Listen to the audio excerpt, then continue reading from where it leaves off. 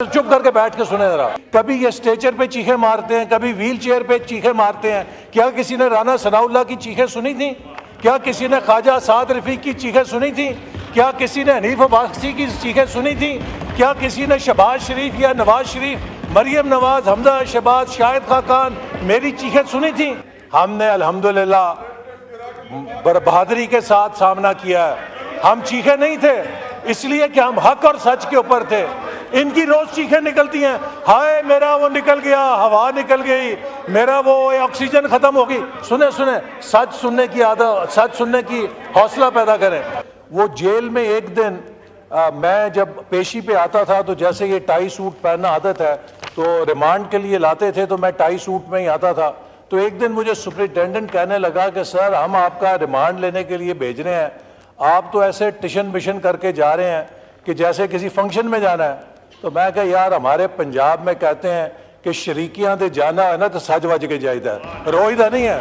Leader of opposition ने कुछ नुकात उठाए हैं और उसमें इन्होंने अपने पार्टी चेयरमैन के हवाले से मुतालबा किया है कि उनके लिए हालात बेहतर किए जाएँ और वहाँ पर बेहतर सहूलियात दी जाएँ। मैं सिर्फ रिकॉर्ड की दुरुस्तगी के लिए कहना चाहता हूँ कि मैं यहाँ पर ख़ुद खड़ा हूँ कि जो इनके चेयरमैन और इनकी हुकूमत का मेहमान रह चुका हूँ। मेरे पहलू में राना सनाउल्लाह साहब बैठे हैं कि जो इनके मेहमान रह चुके हैं।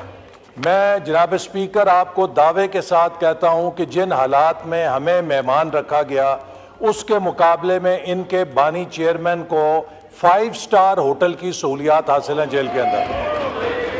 और अच्छा सुन, एक बार सुन लीजिए, मुझे बात करने दें सर।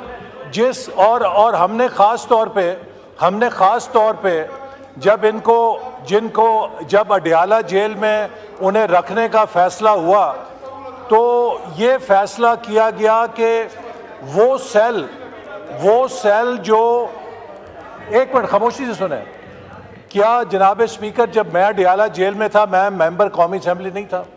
तो जिस सेल के अंदर जो मेंबर कौमी असेंबली के शायान शान था हूँ बहू वही सेल है कि जिसमें खान साहब ने मुझे मेहमान रखा था, उसके अंदर वो खुद अब मेहमान है।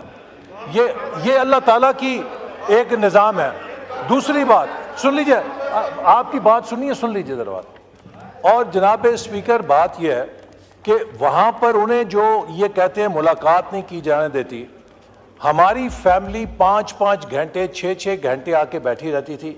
पता ये चलता था कि जनाब अभी वो वीडियो और ऑडियो रिकॉर्डिंग करने वाली टीम नहीं आई है तो आपकी मुलाकात नहीं हो सकती। हमें किसी वकील से मिलने की इजाज़त नहीं थी, हमें किसी दोस्त के साथ मिलने की इजाज़त नहीं थी। ये चेयरमैन साहब के तो बयानात ऐसे चलते हैं जैसे बनी गाला से प्रेस कॉन्फ्रेंस कर रहे हैं। तो इनको मेरा ख्याल है कि अब फिर वो जेल में एक दिन मैं जब पेशी पे आता था तो जैसे ये टाई सूट पहनना आदत है तो रिमांड के लिए लाते थे तो मैं टाई सूट में ही आता था। तो एक दिन मुझे सुपरिटेंडेंट कहने लगा कि सर हम आपका रिमांड लेने के लिए भेज रहे हैं, आप तो ऐसे टिशन बिशन करके जा रहे हैं कि जैसे किसी फंक्शन में जाना है। तो मैं कहा यार हमारे पंजाब में कहते हैं कि शरीकियां दे जाना है ना तो सज वज के जाइदा है, रोईदा नहीं है, ताकि उन्हें ये सबूत ना पड़े कि हम कमज़ोर पड़ गए हैं। तो इनको तो 5 स्टार सहूलतें मिली हुई हैं, फिर भी कभी ये स्ट्रेचर पे चीखें मारते हैं, कभी व्हील चेयर पे चीखें मारते हैं। क्या किसी ने राना सनाउल्लाह की चीखें सुनी थी? क्या किसी ने ख्वाजा साद रफीक की चीखें सुनी थी? क्या किसी ने हनीफ अब्बासी की चीखें सुनी थी? क्या किसी ने शहबाज शरीफ या नवाज शरीफ, मरियम नवाज, हमजा शहबाज, शाहिद खाकान मेरी चीखें सुनी थी? हमने ख्वाजा आसिफ की चीखें सुनी थी किसी ने? हमने अल्हम्दुलिल्लाह बहादुरी के साथ सामना किया है। हम चीखे नहीं थे इसलिए कि हम हक और सच के ऊपर थे।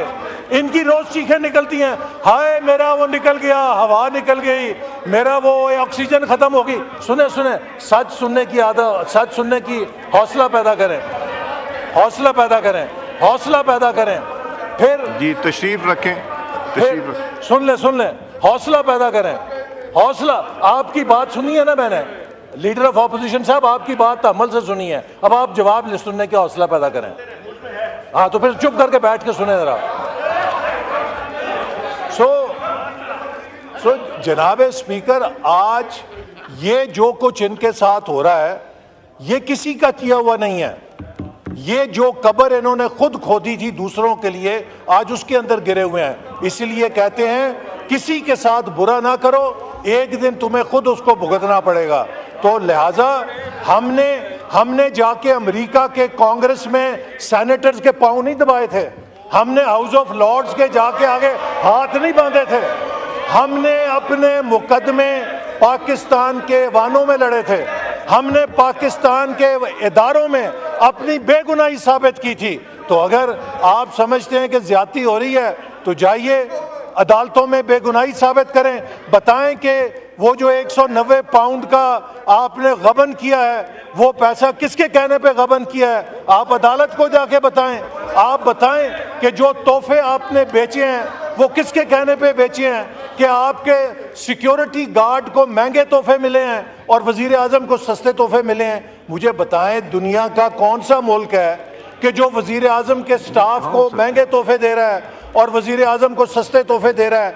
तो जो आपने हेरे फेरियां की हैं, आप दूसरों से रसीदें मांगते थे, आपसे तो ये कहा जा रहा है कि आप भी रसीदें दिखा दें। जब आपसे कहा जाता है रसीदें दिखाएं, आपकी चीखें निकलती हैं। तो मेरा कहने का मकसद है कि जो आपने दूसरों के लिए असूल लगाए थे, जो दूसरों के लिए तराजू लगाए थे, उनके ऊपर खुद भी तुलने के लिए तैयार हों। अपने लिए मांगते हैं वीआईपी, अपने लिए मांगते हैं एनआरओ। ये जो बातें कर रहे हैं ना, असल में जनाब स्पीकर ये एनआरओ मांग रहे हैं कि इनके लीडर को एनआरओ दे के जेल से बाहर निकाल दिया जाए। मैं वाजे करना चाहता हूं कि आपके लीडर को एनआरओ नहीं मिलेगा, उसको अदालत में अपनी बेगुनाही साबित करनी होगी। हमने साबित की थी, हमने अपने मुकदमात में खुद को बेगुनाह साबित किया था। तो जाइए जाके बेगुनाही साबित करें, एनआरओ की भीख ना मांगे, एनआरओ नहीं मिलेगा।